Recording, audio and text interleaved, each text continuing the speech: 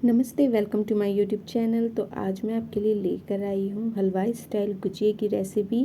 Market में जो गुजिया मिलती है वो खाने में बहुत ही ज़्यादा टेस्टी लगती है, पर उससे भी ज़्यादा टेस्टी गुजिया आज हम घर पर बनाएंगे, वो भी बहुत ही आसान तरीके से बिना किसी मोल्ड को यूज़ करे हुए।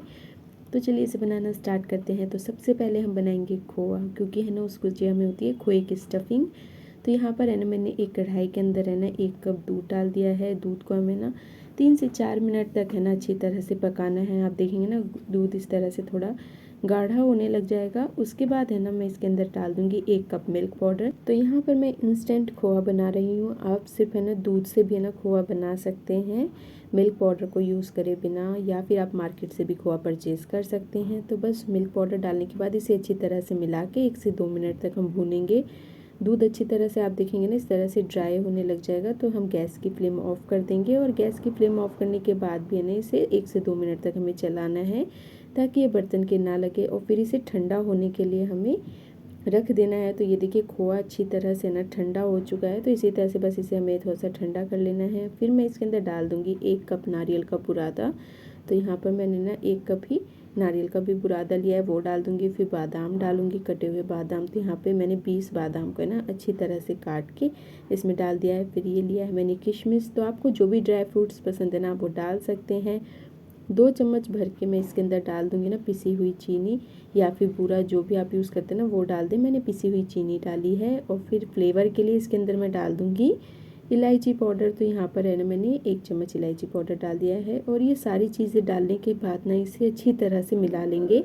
तो खोए के लिए ना बहुत ही ज़्यादा टेस्टी है ना स्टफिंग बनकर तैयार हो जाएगी। स्टफिंग है ना बहुत ही ज़्यादा टेस्टी लगती है। इस स्टफिंग से ना आप लड्डू भी बना सकते हैं।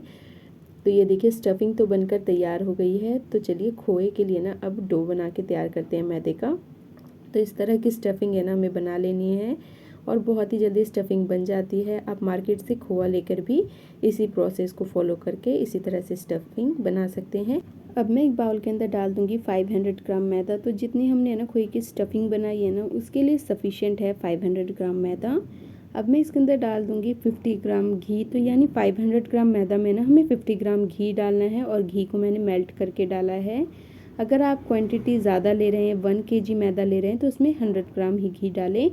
घी डालने के बाद इसे अच्छी तरह से मिला देना है। और फिर इसमें थोड़ा थोड़ा सा ना पानी डाल के इसका हमें ना टाइट सा आटा गूंद के तैयार करना है। सॉफ्ट आटा बिल्कुल भी नहीं गूंदना। अगर आप सॉफ्ट आटा गूंदेंगे ना तो जो गुजिया है ना वो सॉफ्ट बनेगी, मार्केट जैसी नहीं बनेगी, क्रिस्पी नहीं बनेगी। तो इसलिए ना हमें इसका सॉफ्ट सा आटा नहीं गूंदना, टाइट सा आटा गूंदना है। बिल्कुल आटा है ना इस तरह से टाइट सा गूंदना है। मैं भी आपको दिखाऊंगी भी कि किस तरह का आटा होना चाहिए। तो ये देखिए आप आटे को हाथ में लेंगे ना तो ये देखिए इस तरह से टाइट आटा होना चाहिए।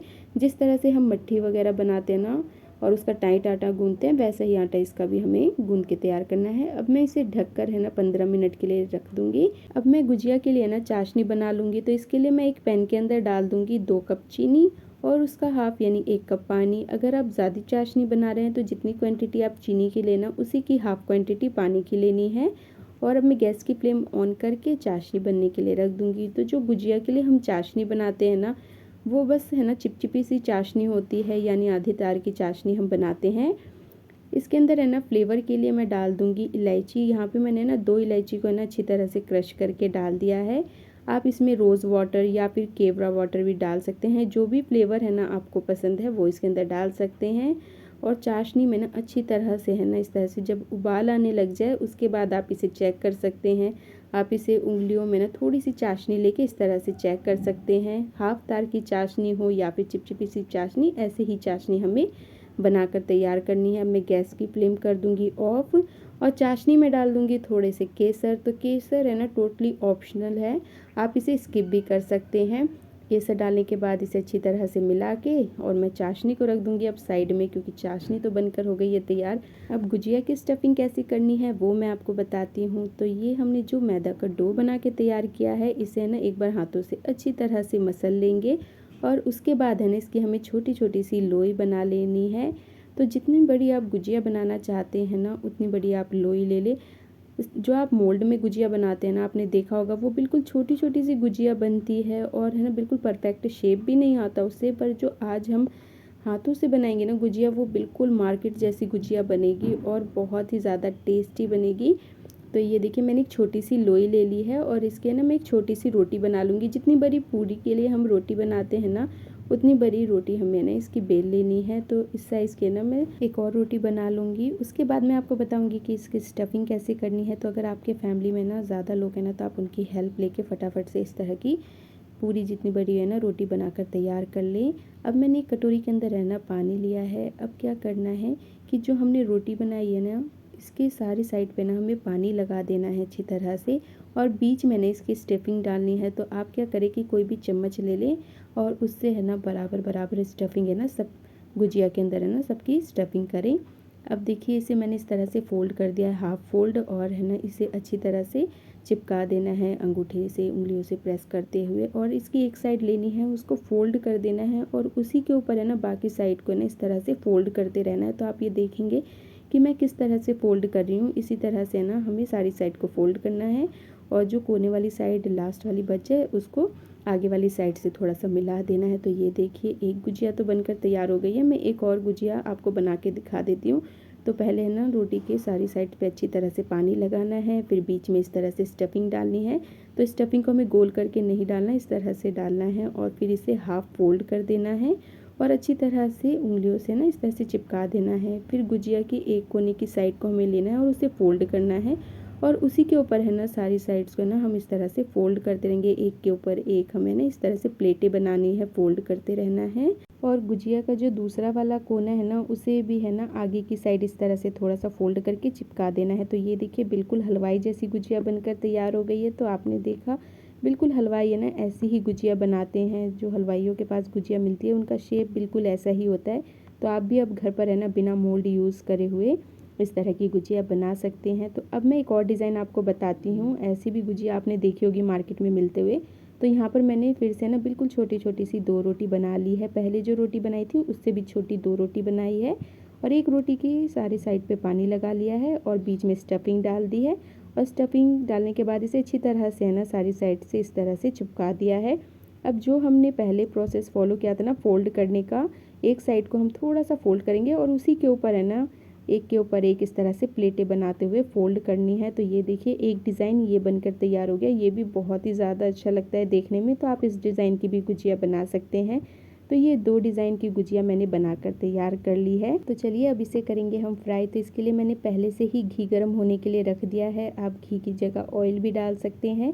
घी अच्छी तरह से गर्म होना चाहिए, उसके बाद ही इसके अंदर आप गुजिया डालें, और गुजिया डालने के बाद है ना गैस की फ्लेम मीडियम फ्लेम कर दें। यानी हमें ना इसे मीडियम फ्लेम पर ही है ना अच्छी तरह से है ना सुनहरा कलर आने तक है ना फ्राई करना है। उसके बाद ही गुजिया बहुत ही ज़्यादा क्रिस्पी और टेस्टी बनेगी।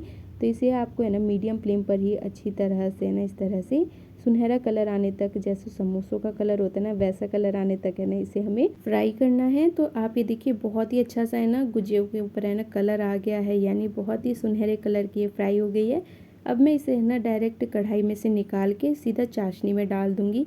चाशनी में हमें ज़्यादा देर तक गुजिया को नहीं रखना, बस है ना 5 मिनट ही रखना है, ज़्यादा नहीं रखना। अगर आप ज़्यादा देर तक गुजिया को चाशनी में छोड़ देंगे ना, तो गुजिया है ना बहुत ही सॉफ्ट हो जाएगी। इसलिए इस बात का ध्यान रखिए कि गुजियाओं को है ना हमें चाशनी में ना ज़्यादा देर तक नहीं छोड़ना, बस 5 मिनट तक ही रखना है। गुजिया को चाशनी में पहले अच्छी तरह से डिप कर दें और इसे 5 मिनट तक है ना चाशनी में रहने दें। और चाशनी है ना गर्म नहीं होनी चाहिए, बस हल्की सी गुनगुनी सी चाशनी होनी चाहिए।